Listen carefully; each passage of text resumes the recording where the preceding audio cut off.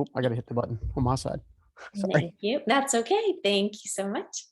We all get stuck at one time or another in our lives, and we're all looking for breakthroughs, especially now in midlife. And that is why I am so excited to be interviewing my next guest, who is a best-selling author, multi-million dollar serial entrepreneur, creator of the Transform You, and podcast host of the Stuck to Unstoppable. Stephen Scoggin, thank you so much for being here. Yeah, I'm happy to be here. No, it's exciting. It's been a long time coming. I've been waiting and very excited to come hang out with you. Well, us midlife women, we love to talk about, getting unstuck and getting Hmm. through breakthroughs. And since we're in midlife, we do have some history behind us. Yeah, So, as we all. well, and you have a really interesting history. I mean, your success now, you sort of says has come from the stories from Mhm. your life, overcoming so many different obstacles. So I'm going to leave it to you where you want to begin with that. Yeah, absolutely. Well, here's what I realized a long time ago.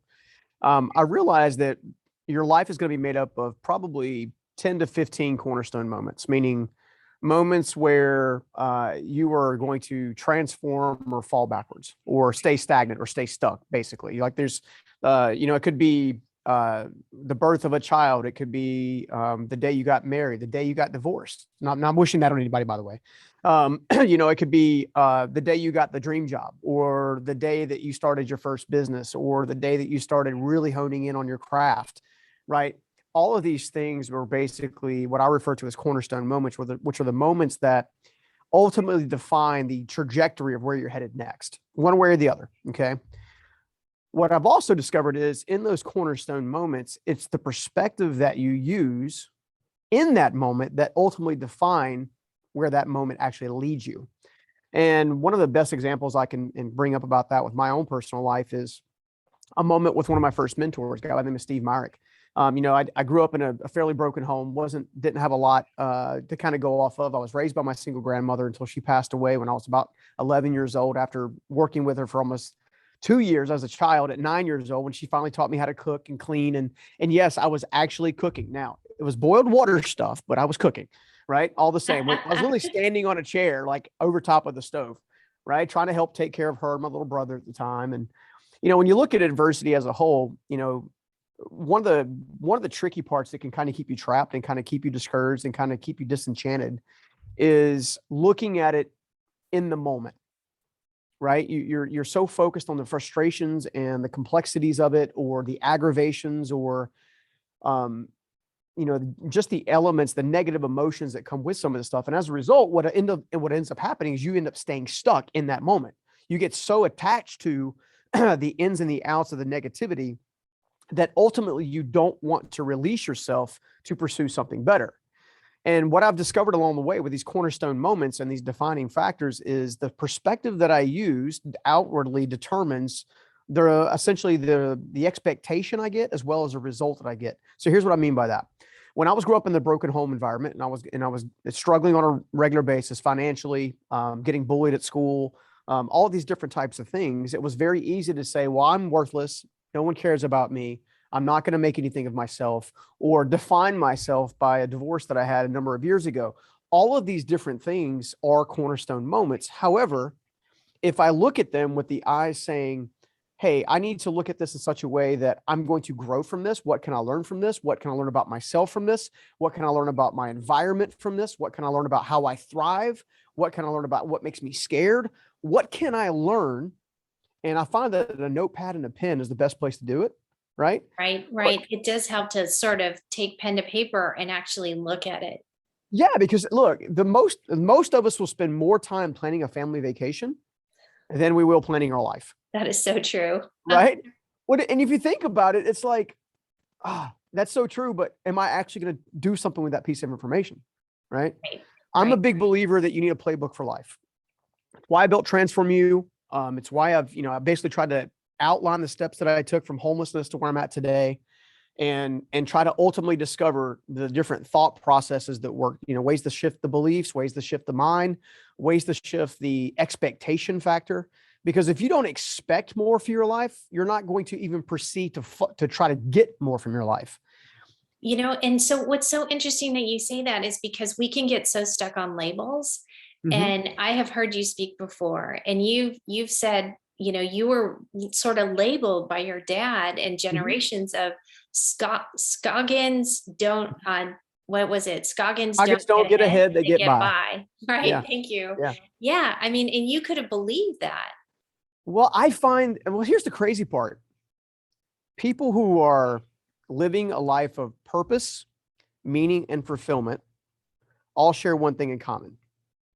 They've decided to get rid of the life lies.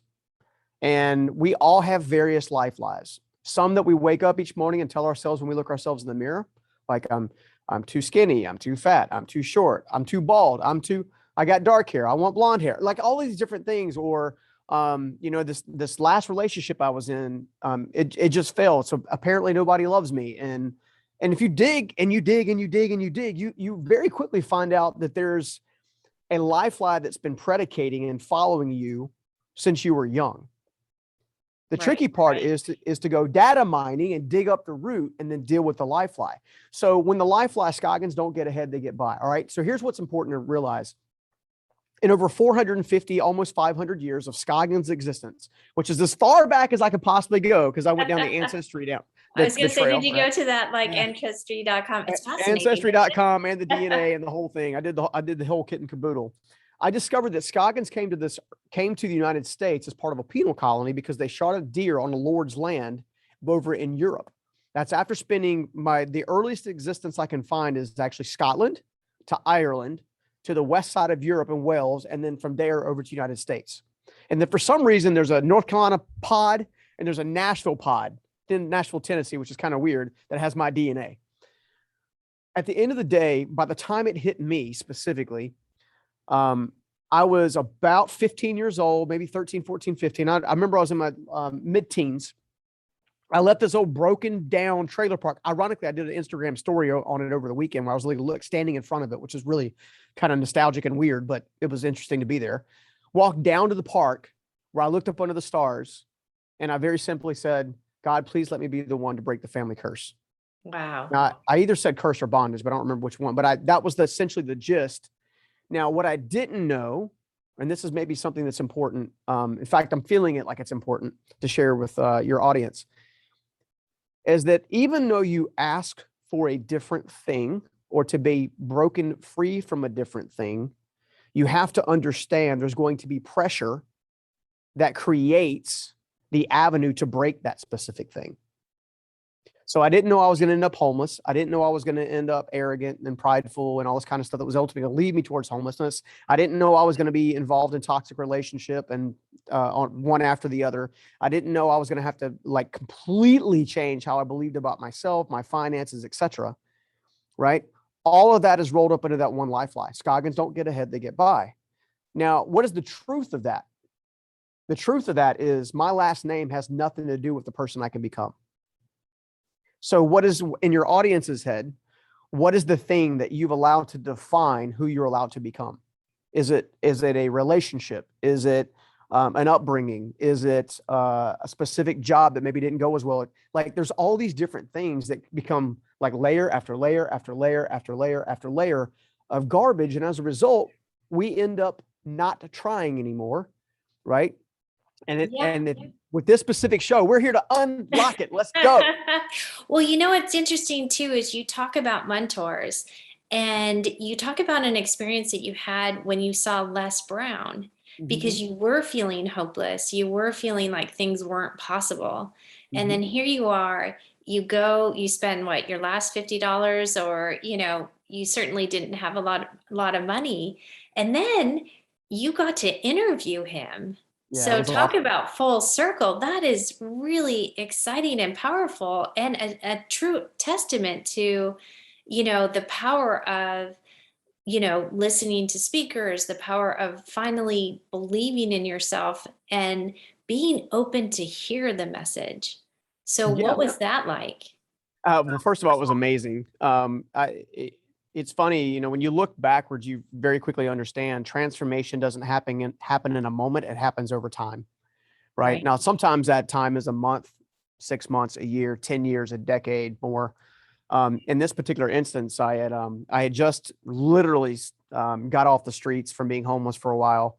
I was couch surfing on my dad's place, and ironically, in that same mobile home park I was talking about a minute ago, I went back there this past weekend because my dad still lives in the mobile home that is actually a huge part of my story. And it was interesting because it's a mobile home park that has probably 250 or so trailers in it. I guess the Mhm. best way to say it. And it never failed me. There'd be one or two trailers being pulled in and pulled out on a consistent basis. And I happened to have this friend that lived in the mobile home park. He and his wife and whatnot. And they were trying desperately to get me in the network marketing business and stuff like that, which I have no problems with, by the way. Some people do it very, very well. In fact, my good friend Ray Higdon is a master at it. And but in this particular instance, he invited me to an Amway conference. Okay. And I guess the Amway organization had hired Les to speak. Now, here's the thing. I hadn't yet learned about the importance of overcoming a life lie. I hadn't yet learned about how to set a healthy expectation for myself. I hadn't yet learned how to create a strategic vision for what it is I wanted to accomplish or what it is I thought I could do to add value to the world. I hadn't thought about any of that stuff. I'm going in as still a very much a broken soul, right? Broken soul who had been through a lot of tough stuff. A lot of it was stuff that I went through that was just part of my life, and other things I went through was because I made stupid decisions, right? At the end of the day, I get to walk in this door, and Les comes out on stage, and he goes, "You have to believe it's possible, ladies and gentlemen. It's possible." And then he begins to break down these stories about he always says, and I can't always say it, like educatedly retarded or something like that. Anyway, you're right. So he's breaking the story down, and I just started weeping in that moment. And I left that event, and I actually went home for the first time. I didn't get a chance to even share this with Les. For the first time, I grabbed a paper and a pen and my checkbook. The paper and a pen, I listed out the dreams and the aspirations of what I thought I could achieve if I really applied myself. And I set it as far out as I could possibly see it. Now, I've far surpassed that first draft. Do you So to have your that? Do you still have that I paper? wish I did. I wish I did. Oh. I wish I did. I do. It's funny, but and then I struck the check for $100,000, and I put it on the refrigerator where I would have to see it every day. Now, granted, I'm still in a mobile home. It's not Yeah, even mine, and I'm having to on see the this. couch. I'm getting ragged on by friends and family because I'm like, dude, $100,000, dude. No offense, 10 trailers is worth 100, like in this kind of thing, Right. right? Well, lo and behold, I live my life. I go after it with all I got. I'm constantly learning and growing and trying to find new mentors along the way. Steve Mark was a huge one. Susan Batts was another one. Even Dave Ramsey's been a great one. Evan Carmichael has been a fantastic friend and mentor.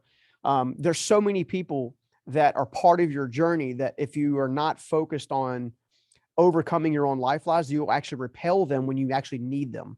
So there's gold right there. So make sure you consider that one, because that was like a That's big shift for awesome. me. Yeah. Lo and behold, it was probably 2 months ago, 3 months ago. I had the joy of having Les Brown on the show.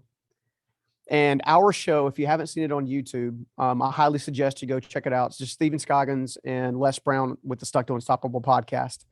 We have a very, very magical moment at the very beginning of the show that ends up setting the tone for the entire show. Because it's funny for me. I'm thinking, dude, you helped me change my life. Like you were Yeah. one of the several catalysts.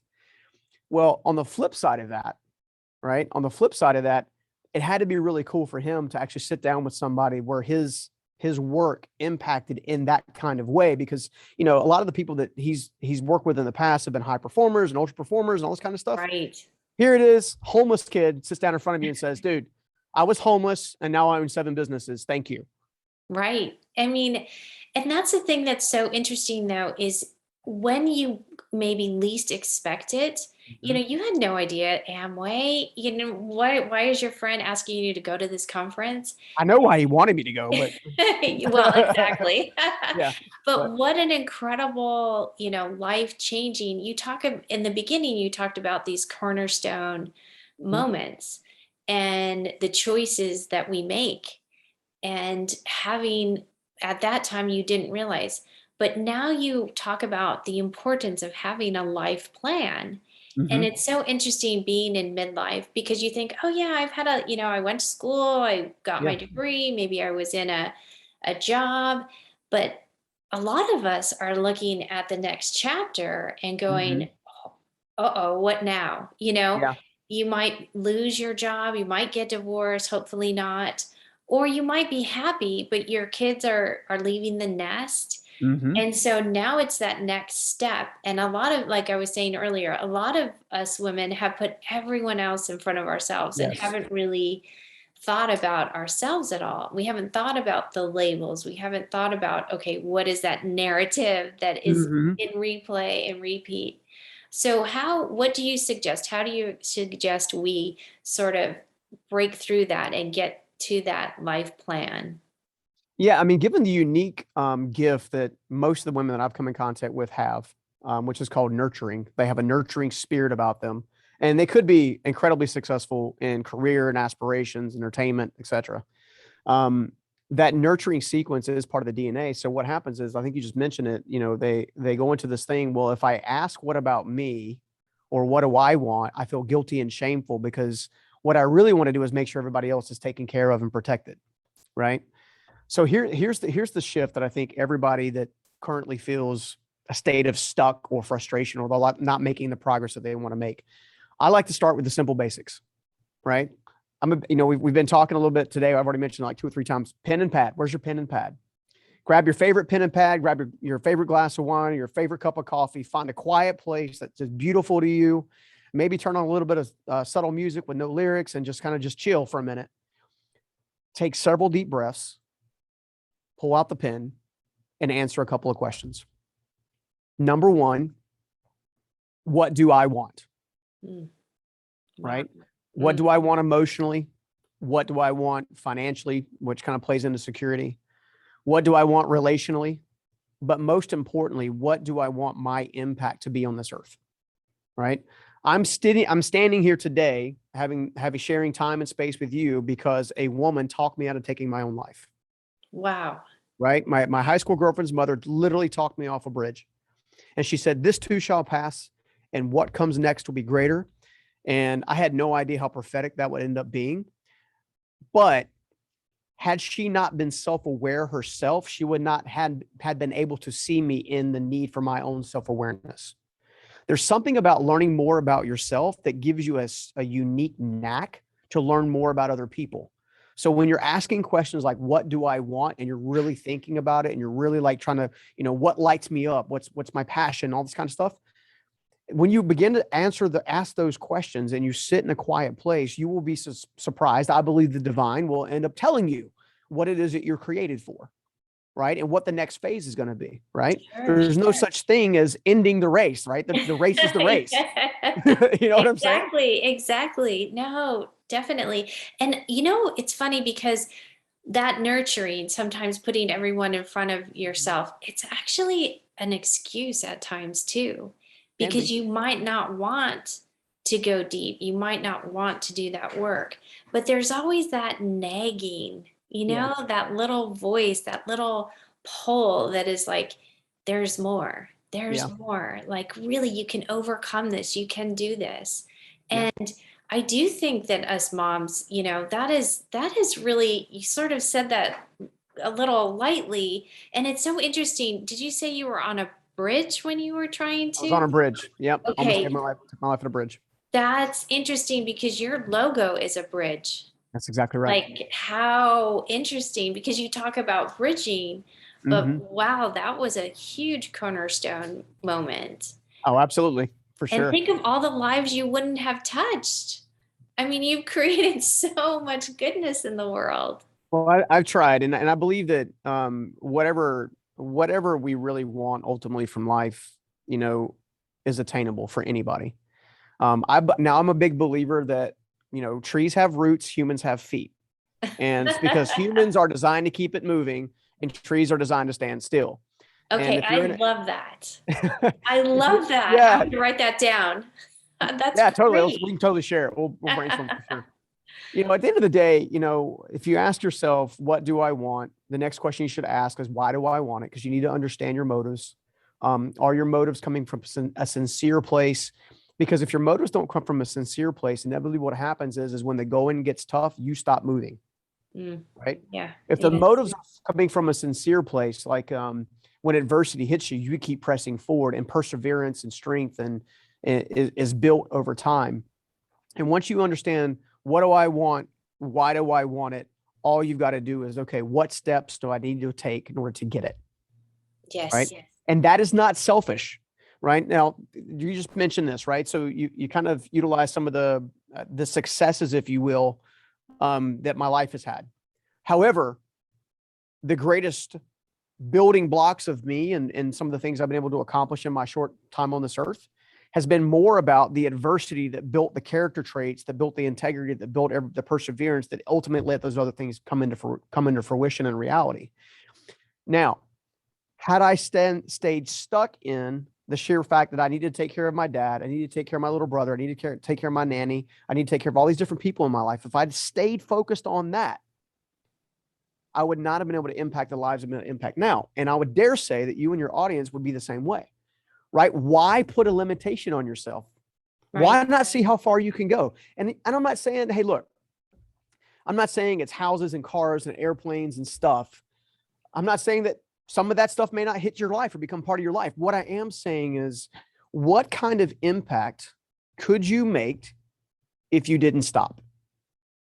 Right? Or another way I like to say it is, I discovered a long time ago, based on the people that I got to watch in my sphere of influence, that the greatest purpose in life you'll ever have is serving the person you used to be. So whatever that is, right, for you, right? You're doing that now with this show and have been doing a great job with it, right? Right? Thank you. You faced a struggle and you're like, absolutely. I don't want other women to feel this way. Right. My golly, I'm gonna do something about it. Yes. That's exactly what I'm talking about. The second thing that's ultimately going to happen, because that purpose is generated on service rather than selfishness, is you're going to create a legacy that outlives you. Why? Because you already have podcast episodes, you've already got videos, you've already got content already out there that even if you left the earth now, right? Not saying that's what needs to happen, but by any stretch of the means, God knows what everything, right? So, but that stuff has already laid the groundwork. You've already began to inspire, encourage, and teach other women how to overcome some of the very things that nag them on the inside that no one talks about. Right. And you know what's amazing about that too, Stephen, is when the power I've seen in the women who go through the process of getting to know themselves, having the awareness, and building the self-love, and warts and all, right? I mean, we're not perfect. We're never going to be perfect. So accepting that as well is powerful, but the ripple effect. Yeah. I mean, the women in my academy, they're having better relationships with their spouses. Yeah. They're having better relationships with their kids. They're doing better at work. I mean, and that's the thing that it's so powerful, is that it's actually more selfish to not do the work. You know what I mean? Yeah. Because sometimes it builds resentment. Yeah. I'm doing all of this. And so I love to ask my guests, if someone is listening to this and they're like, okay, Stephen, I'm fired up. I'm sitting down. I'm going to do my list. I'm going to write it out. But they're just stuck. Like you're like, okay, get off the couch, or just make that phone call, or just, go for that walk, whatever that is. What is something you can give them to just help them get started, to light that fire underneath them? Oh gosh. Oh man. Like, what is that thing? Put me on the spot. So, all right. So I'll give you one of my little secret tidbits, and it's going to sound a little bit crazy, but I can't help myself. I have what's called a mirror moment every so often. Okay. In the mirror moment, I pretend like the person looking back at me in the mirror, so the person I'm looking at, is the future me. And I want to know, is the future me going, yeah, you're killing it, dude, let's go? Or is the future me going, dude, come on? Like what? Like, right. And if the feeling is, dude, come on, then I ask myself, what is the number one thing I could do right now, today, to build momentum? people like to think that the result that they want is so far out here that the steps to go from here to here is just intimidating. Okay. Reality is all we've got to do is take one step a day. If you take one step a day, even if you were just walking, if you took one step a day, you'd be 365 steps further down the line in a year's time. Right. Just one step. So I would say challenge yourself. I know I'm a big believer that people don't become unstoppable by accident. Right? Right. No. And being stuck is not making progress. Being unstoppable is nothing more than always making progress, even when adversity hits you. Right. It's the choices, which you said earlier in the beginning. It's the choices that you make when good things happen, when bad things happen. You know, we are the sort of the sum of our choices. And so you have a choice right now. And it's so important too, because we're being in midlife. You know, there's less sands in the hourglass, I say all the time. So, you know, we're never guaranteed more than today. And so today is a great day to make that first step. Yeah. I mean, here's the thing. The first half of your life is basically teaching you about you. Okay. The second half of your life is teaching you how to apply you in order to build a stronger version of the world. Right. So you learn how to become a better mom, a better wife, a better spouse. You learn how to become a better business owner, a better entrepreneur. You learn all these different traits moving into it. But it's almost like the second half is literally the application half. Right. It's like I've been doing all these push-ups, right? The muscles are strong. Now it's like, let's go. And unfortunately I see far too many people think that their best life is behind them because maybe they accomplished some really amazing things. I had one of my former clients was a Olympic gold medalist, and they thought that once that gold medal was done, that they would feel significant and meaningful and purposeful and fulfilled. Only to find out that once the gold medal had been gotten and achieved, they were like, "What do I do now? What now?" Right. What now? Right? Because their identity was tied to the gold medal. Right? How many of our people that we try to teach and work with are tied to the gold star, whatever that gold star is. Right. So we sat down and we said, okay, well, what are things that light you up that you would do for free all day long if you were able to do? Yeah, that's a great place to start. That's where you start at and start identifying those things and build momentum. I love that. Well, this has been amazing, Stephen. Thank you so much. How can people get in contact with you? Oh gosh. Visit me at stevenscoggins.com, or I'm fairly active on Instagram. I'm still in the Clubhouse, but I'm more sporadic because I got to where I was like, man, it's exhausting being here every day. Well, yeah. And you have a great YouTube channel too. Oh yes. Again, it's just Steven Scoggins, but yeah, we've got all kinds of, we have hundreds of videos of free content, including some amazing interviews with world-class thought leaders, along with some teaching content that can hopefully add some value to the journey. Awesome. Thank you so much, Stephen. It's wonderful to have you here on the New Mid. Thank you so much for having me. I really appreciate it.